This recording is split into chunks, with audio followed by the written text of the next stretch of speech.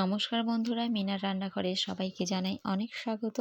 আজ আমি আপনাদের চিকেন ঘুগনি বানিয়ে দেখাবো একদম সহজ পদ্ধতিতে। আর এটা খেতে কিন্তু দারুণ। যে কোনো রেস্টুরেন্ট বলুন বা যে কোনো রাস্তার ধারে দোকান বলুন, সব কিছুর স্বাদকে কিন্তু হার মানাবে। তো চলুন ভিডিওটি ঝটপট দেখে নেওয়া যাক। আর আপনারা কে কে এভাবে বানান সেটা কমেন্টে অবশ্যই জানাবেন। তো আমি ঘুগনি রান্না করার জন্য এখানে মটর ভিজিয়ে রেখেছি। এটা আমি সকালবেলায় ভিজিয়েছি। আপনারা যদি সকালবেলা রান্না করতে চান সেক্ষেত্রে আগের দিন রাতের বেলা ভিজিয়ে রাখতে হবে।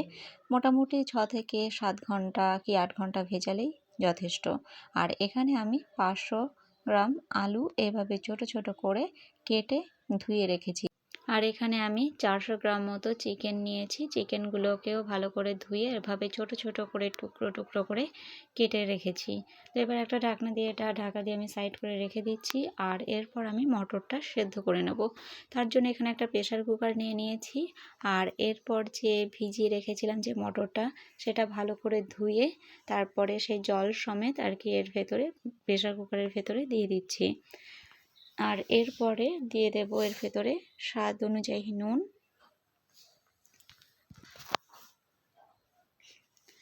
স্বাদ অনুযায়ী নুন দিয়ে দিচ্ছি।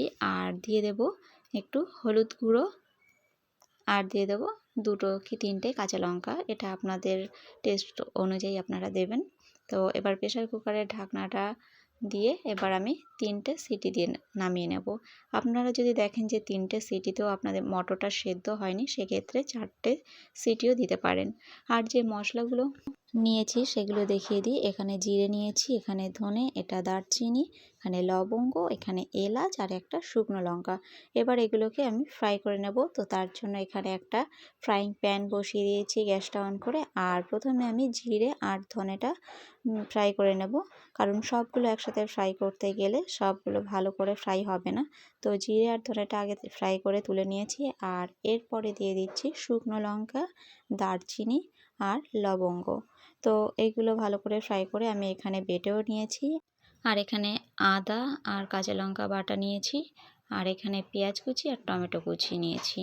তো এবার 3টে সিটি দেওয়ার পরে আমি প্রেসার কুকারটা নামিয়ে তারপরে দেখুন মটরগুলো এভাবে গোটা থাকবে কিন্তু সেদ্ধ হয়ে যাবে।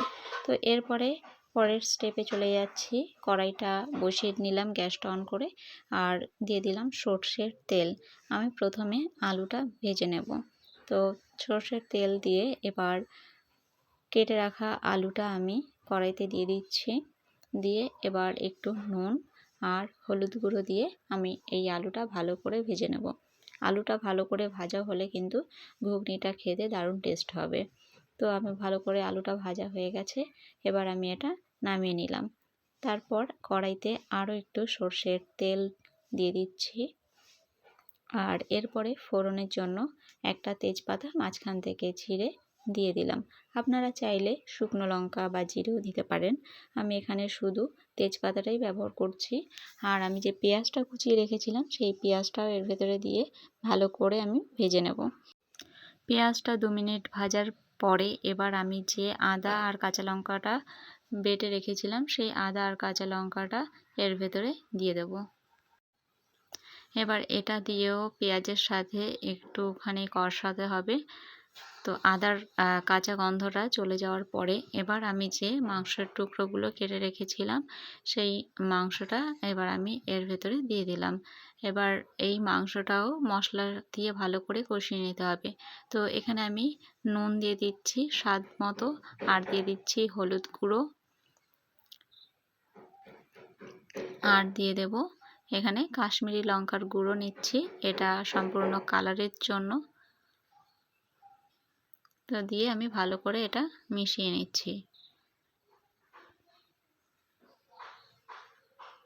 তো ভালো করে এটা কষাতে হবে। আপনারা এইভাবে যদি রান্না করে না খেয়ে থাকেন তো করে দেখবেন, দারুণ লাগে। তো চিকেনটা দিয়ে আমি 3-4 মিনিট মতো কষিয়ে নিলাম। আর এরপরে দিয়ে দিচ্ছি একটা টমেটো কুচি করে রেখেছিলাম, সেটা দিয়ে দিলাম। এবার টমেটোটা দিয়ে আমি ভালো করে কষিয়ে নেব যতক্ষণ না টমেটো থেকে কাঁচা গন্ধটা যাচ্ছে। আর এরপরে দিয়ে দেব একটু ধনিয়া গুঁড়ো, আর দিয়ে দেবো একটু জিরে গুঁড়ো।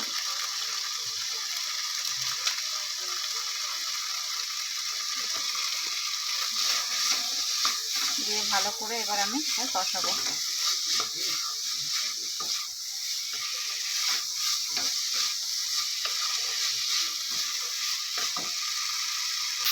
টমেটোটা দিয়ে আমি ভালো করে কষিয়ে নিয়েছি। এবার যে আলুটা ভেজে রেখেছিলাম সেই আলুটা দিয়ে দিলাম।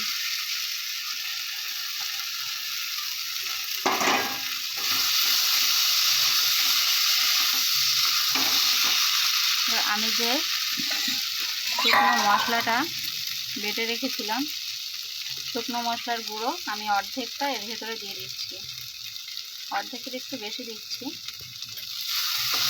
দিয়ে একসাথে ভালো করে মিশিয়ে নিচ্ছি।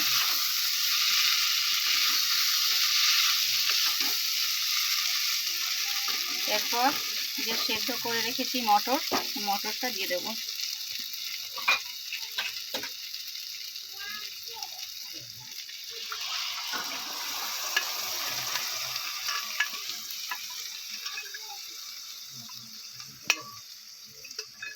মটরের ভেতরে যে জলটা ছিল সেই জলটা কিন্তু ফেলবেন না, সেই জলটা সমেতই দিয়ে দিতে হবে, তাহলে টেস্টটা অনেক বেশি ভালো হবে।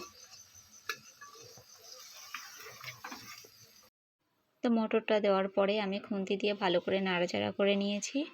আর এই যে জল আছে এতে পুরোটা হবে না, কারণ যতটা জল দেখছেন এই পর্যায়ে এতটা জল রেখে নামালে তবেই ঠিক হবে। ঘুগনি রান্নার পরে কিন্তু ঝোল দেখবেন অনেকটাই শুকিয়ে যায়, তাই আমি আরও একটু জল দিয়ে দেব। জল দেওয়ার পর একটা ঢাকনা দিয়ে ঢাকা দিয়ে 5 থেকে 7 মিনিট মতো জাল করে নেব। তো আমি 5 থেকে 7 মিনিট পর ঢাকনাটা তুলে দেখে নিচ্ছি।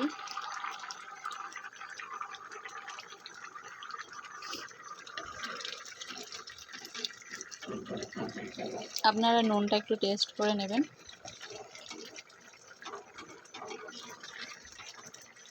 আমার এটা প্রায় শেষের দিকে।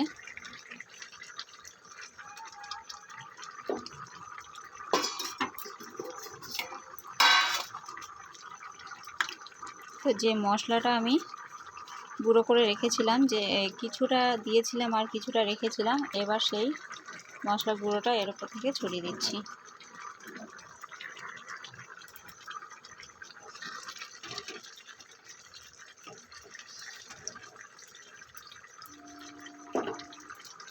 আর সামান্য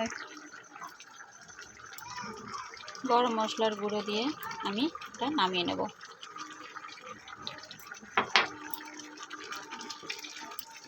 একদম রেডি, আমি এবার নামিয়ে নেব। তো আমি এখানে পরিবেশন করে নিচ্ছি।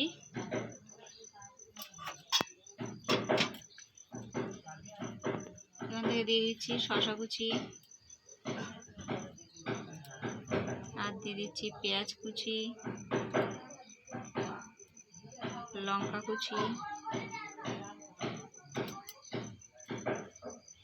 এবার দিয়ে দিচ্ছি ধনেপাতা কুচি,